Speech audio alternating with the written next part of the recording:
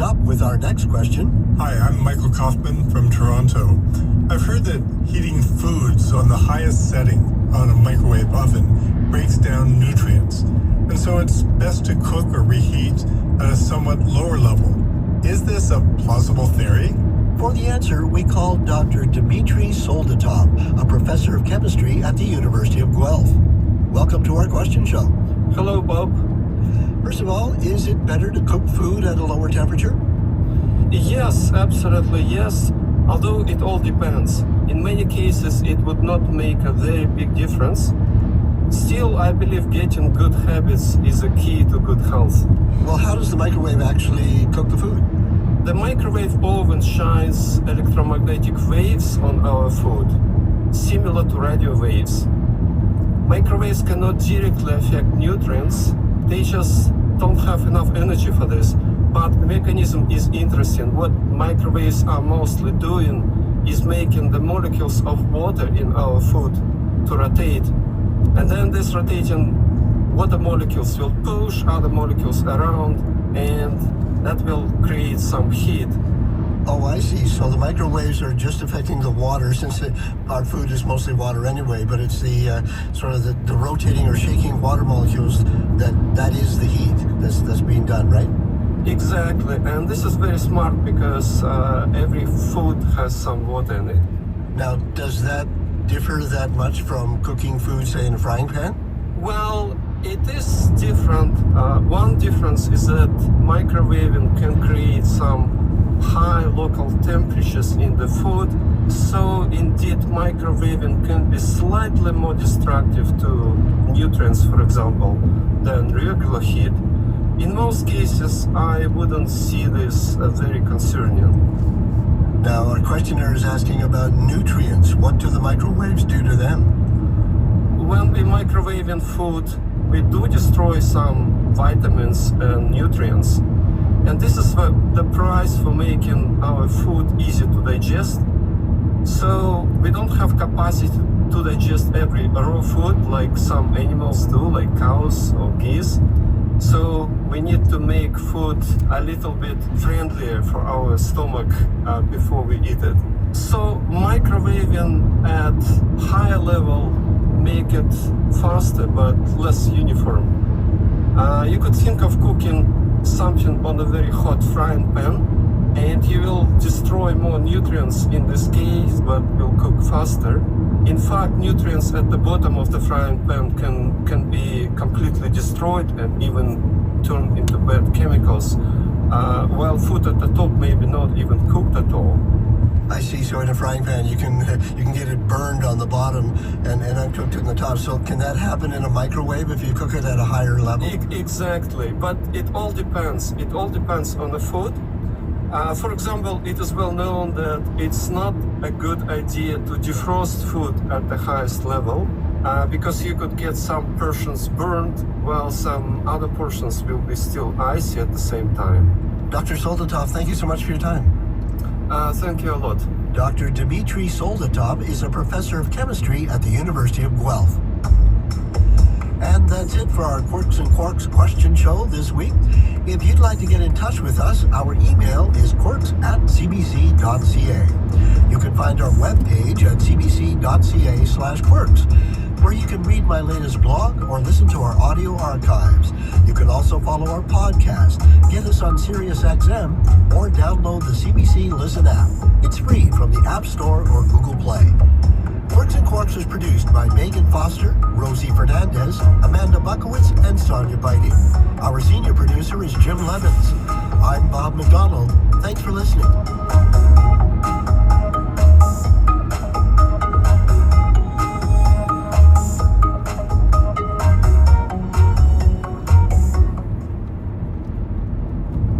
This is CBC Radio 1, 99.1 FM in Toronto.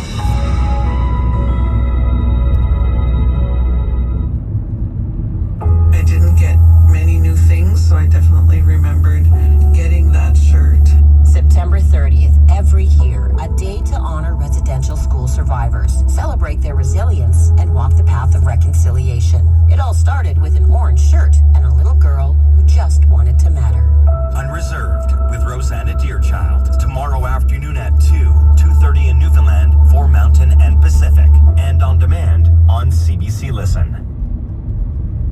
kids use social media, Miles Anderson is ready to share why children should avoid all platforms. But Sean Lecumber is prepared to influence the audience with his support.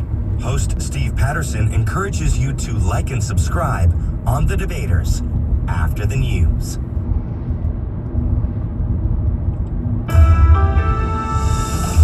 From CBC News, The World This Hour, I'm Mike Miles. Ontario Provincial Police have lifted a shelter-in-place order for the community of Oswegan on the Six Nations Reserve southwest of Hamilton. Residents were asked to lock their doors and windows and stay indoors while police searched for an armed individual. Police now say people can go about their normal activities while Six Nations police continue their investigation. In Ukraine,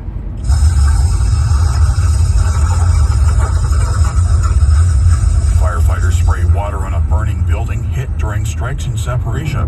Kiev says at least one person was killed when Russia launched hundreds of drones and missiles during overnight attacks on several regions of the country, and at least 3 children were among dozens injured.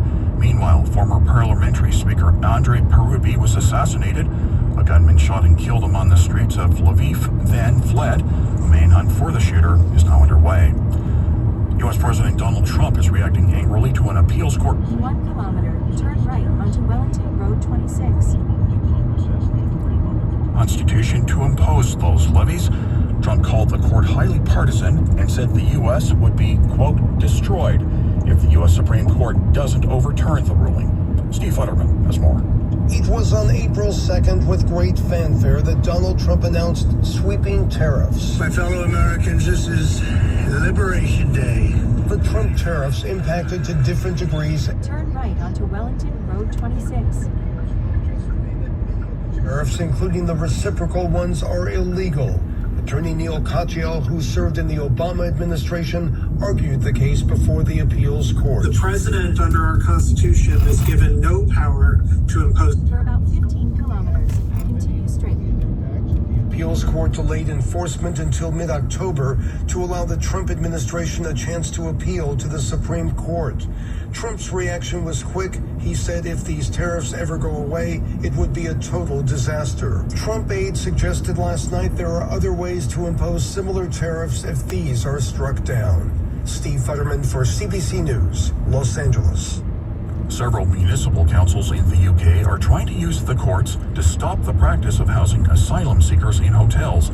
Yesterday, the government won an appeal of an injunction that would have forced the eviction of migrants from one hotel. But as Dominic Velitis tells us, the issue isn't going away. The protests continue today. Once again, anti-migrant demonstrators faced off with counter-protesters outside British hotels believed to be housing asylum seekers. On Friday, the British government won an appeal against the court injunction, which would have required the temporary evictions of asylum seekers from one hotel near London. The municipal council in Epping had asked for an injunction after it was revealed an asylum seeker staying at the hotel had been arrested for the alleged sexual assault of a child. The council argued the hotel had become a public safety concern. The case was initially viewed as a possible precedent for legal challenges to other British hotels housing asylum seekers. And despite the Court of Appeal's ruling, several councils reportedly plan to keep pursuing legal action. Dominic Velitis for CBC News, London. In Indonesia, violent protests continued last night as rioters torched parked cars and buildings in several cities. 3 people were killed, 5 others injured. Reports say they were trapped in buildings set ablaze on the island of Bali. Police fired tear gas in a bid to push the protesters off the streets. Demonstrators initially took to the streets to denounce how much politicians are paid compared to low wages for most other people, and took a violent turn when police ran over a rideshare driver on a motorbike. That is your World This Hour. For news anytime, visit our website, cbcnews.ca. For CBC News, I'm Mike Miles.